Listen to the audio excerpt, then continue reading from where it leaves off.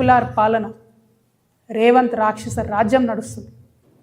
ఇంకా కామెడీ ఏంటంటే మనకు పాతకాలంలో అడ్వర్టైజ్మెంట్లు వస్తుండే, సబ్బు కొంటే అగ్గిపెట్టె ఫ్రీ అని, buy 1 get 1 ఫ్రీ అని.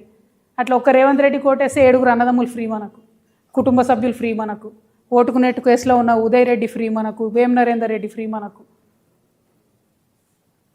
పొంగులేటి కోటేస్తే కొడుకు ఫ్రీ, శ్రీధర్ బాబు కోటేస్తే తమ్ముడు ఫ్రీ, బట్టి కోటేస్తే వాళ్ళ కుటుంబ సభ్యులు ఫ్రీ. ఏంది ఇది? ఇంతమంది రాజ్యాంగేతర శక్తులు, 200 మంది ముఠా నడుస్తుంది పరిపాలన. నేను బాధతో చెప్తా ఉన్నా ఈ విషయం.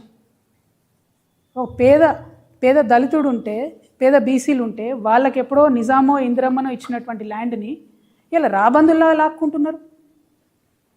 30,000 ఎకరాల అసైన్డ్ ల్యాండ్ దాదాపుగా లాక్కున్నారు రేవంత్ రెడ్డి గారు. నేను ఇవాళ ఛాలెంజ్ చేస్తూ ఉన్నా ముఖ్యమంత్రి గారు, మీకు చిత్తశుద్ధి ఉంటే, మీరు నిజంగా సామాజిక న్యాయం చేయాలనుకుంటే, మీ మేనిఫెస్టోలో చెప్పినట్టుగా అసైన్డ్ ల్యాండ్ల మీద యాజమాన్య హక్కులు ఇవ్వండి. ఈ రాష్ట్రంలో ఉన్న దళితులు, బీసీలు వాళ్ళకు ఆల్రెడీ అసైన్ ల్యాండ్లు మీరు ఇవ్వలే. పివి నరసింహారావు గారి టైంలో ఆయన ఇందిరమ్మను ఒప్పించి మెప్పించి కొంత ఇచ్చిండు. నిజాం ఉన్నప్పుడు ఆయన ఇనాం ల్యాండ్లు కొన్ని ఇచ్చిండు. వాటిని మీరు రెగ్యులరైజ్ చేయండి, వాటి మీద యాజమాన్య హక్కులు ఇవ్వండి. అవి ఇవ్వకుండా ఏ ప్రాజెక్ట్ అని చెప్పినా అందులో గుంజుకునేది ఫస్ట్ అసైన్ ల్యాండ్. మొన్న వికారాబాద్ పోయి కొట్లాడినాం మేము. 80% అసైన్ ల్యాండ్స్ డైరెక్ట్గా లాక్కున్నది ప్రభుత్వం. మొన్న వెలుగుమట్లకు పోయి కొట్లాడినాం, అందరూ పేదవాళ్ళు. బాధతో చెప్తున్నా, నేను ఉట్టిగా చెప్తలేను. ఇవాళ తెలంగాణ వ్యాప్తంగా ఉన్నటువంటి మేధావులందరినీ కూడా నేను చేతులు జోడించి వినమ్రంగా నమస్కరించి ఆలోచించమని కోరుతా ఉన్నా.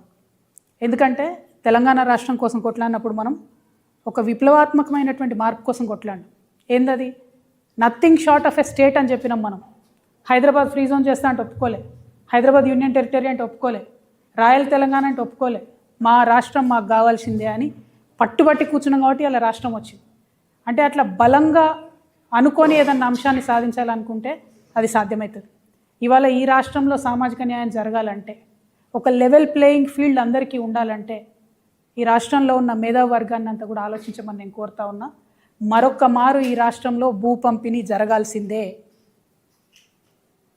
భూమి లేని ప్రతి పేద కుటుంబానికి భూమి దక్కాల్సిందే, దానికి ఇనిషియేటివ్ తీసుకోవాల్సిందే. నేను మరొక్క మారు మేధావి వర్గాన్ని అంతా కూడా వినమ్రంగా చేతులు జోడించి చెప్తా ఉన్నా. ఈ రేవంత్ రెడ్డి గారికి, రియల్ ఎస్టేట్ వ్యాపారం చేసే రేవంత్ రెడ్డి గారికి భూమి అంటే ఆయనకు ఒక ట్రాన్సాక్షన్ కావచ్చు, కానీ నా పేద బీసీ ఇంటి ఆడబిడ్డకు భూమి అంటే ఒక ఇమోషన్. నా పేద దళితులకు భూమి అంటే ఒక ఇమోషన్. నా ఆదివాసీలకు భూమి అంటే పంచ ప్రాణం. వదిలిపెట్టి ఉండలేరు, అడవిని వదిలిపెట్టి, భూమిని వదిలిపెట్టి. ఆ విషయం అర్థమవుతలేదు రేవంత్ రెడ్డి గారికి. మానవత్వం అన్నది పరిపాలనలో లోపించింది. అందుకే నేను బలంగా నమ్ముతా ఉన్నా, భూమి పంపిణీ జరగాల్సిందే. తెలంగాణ రక్షణ సేన అధికారంలోకి వస్తే ఖచ్చితంగా భూమి లేని ప్రతి పేద ఇంటికి కూడా కుటుంబానికి 1 ఎకరం చొప్పున మేము భూలక్ష్మి పథకం పేరుతోని భూ పంపిణీ చేయడం జరుగుతుంది. I appeal to all the youngsters. We need to have a level playing field in the state. We need to have a level playing field. సమానమైనటువంటి భూమి క్రియేట్ చేసినాకనే కదా నువ్వు గేమ్ పెట్టాలి. ఫుట్బాల్ మ్యాచ్ ఆడుతున్నారు అనుకోండి, ముఖ్యమంత్రి గారికి ఫుట్బాల్ మ్యాచ్ బాగా తెలుసు కదా, అందుకే చెప్తున్నా. ఫుట్బాల్ మ్యాచ్ ఆడుతుంటే ఒక దిక్కు ఎత్తుంటే ఒక దిక్కు వంపు ఉంటే ఎట్లా ఆడతారు ఆట? వంపులు ఉన్నోడు ఏదో గోల్ కొట్టగలుగుతాడు. ఇవాళ పేదవాళ్ళ పరిస్థితి అదే కదా. అందుకే భూమి పంపిణీ జరగాల్సిందే. పేద బీసీలకు కానీ, ఎస్సీలకు కానీ, ఎస్టీలకు కానీ, అగ్రవర్ణాల్లో ఉండే పేదల్ని కూడా న్యాయం చేయగలిగే ఏకైక పార్టీ తెలంగాణ రక్షణ సేననే అవుతుంది.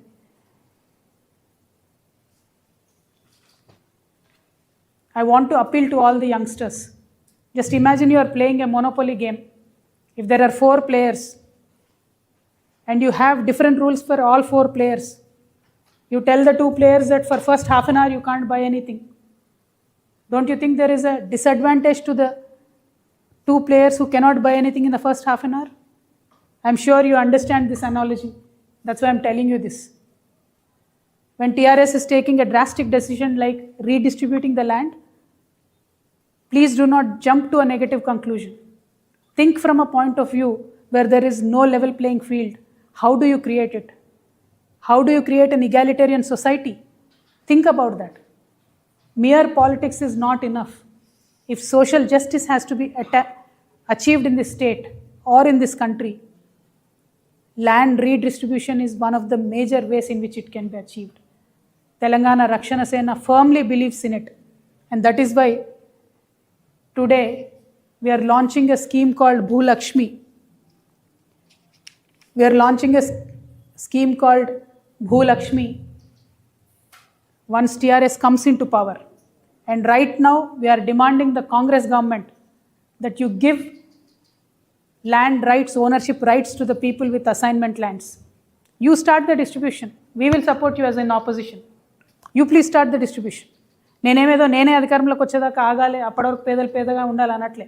కాంగ్రెస్ ప్రభుత్వం భూ పంపిణీ కార్యక్రమం మొదలు పెడితే మొదటి వరుసలో నిలబడి మేమే పంపిణీ చేస్తాం. ఎట్ ద సేమ్ టైం భూములు లాక్కోవాలని వస్తే మాత్రం గుత్పలు అందుకొని మేమే ముంగటుంటాం. నేను చెప్తా ఉన్నా, మా దళిత ఇంటి ఆడబిడ్డలు నేను అపీల్ చేస్తున్నా, ఎవరైనా మీ భూమికి కన్నెత్తి చూస్తే గుత్ప పట్టుకొని రెడీగా ఉండుర్రి. ఎవరు వస్తారో నేను చూస్తా.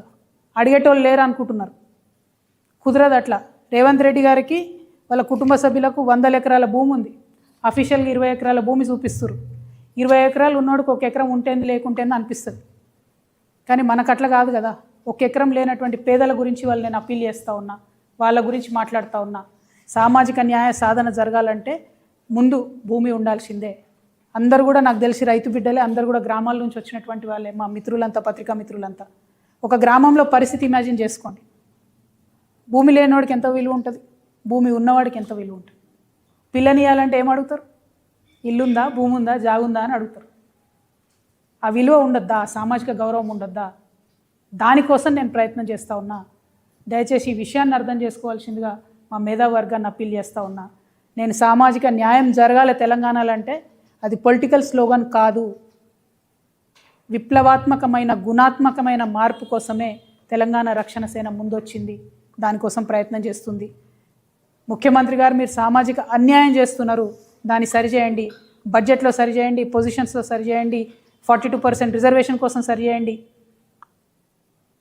మీరు బాగా సామాజిక న్యాయం అంటున్నారు కదా, పోదాం పండి ఢిల్లీకి, మరి అడుగుదాం మోడీ అంకుల్ని 42% రిజర్వేషన్ బిల్లు పాస్ చేయమని.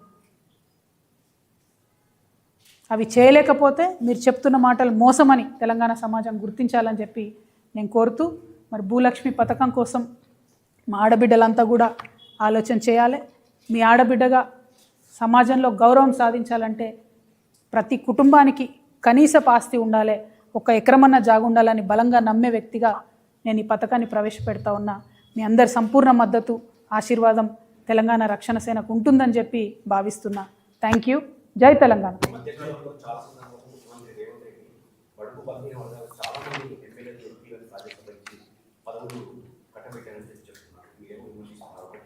రెండోది, ఉన్న పరిస్థితుల్లో భూమి అవైలబుల్ లేకుండా అవుతుంది. ప్రభుత్వాలన్నీ కూడా భూములన్నీ వేలం వేస్తున్న పరిస్థితి. ప్రతి పేదవాడికి ఎకరం ఇవ్వడం సాధ్యమవుతుంది. ఫస్ట్ థింగ్ అండి, రేవంత్ రెడ్డి గారు ఏమి ఎస్సీ ఎస్టీ బీసీలను ముఖ్యమంత్రుల్ని ఎమ్మెల్యేలు చేయలేదు. అంబేద్కర్ గారు, పూలే గారు వాళ్ళు చేసిండ్రు. వాళ్ళు ఇచ్చినటువంటి స్ఫూర్తితోని, వారు ఇచ్చినటువంటి రాజ్యాంగ రక్షణలతోని ఎమ్మెల్యేస్ అవుతూ ఉన్నారు. 1. 2, భూమి ఉంది, మనసు లేదు.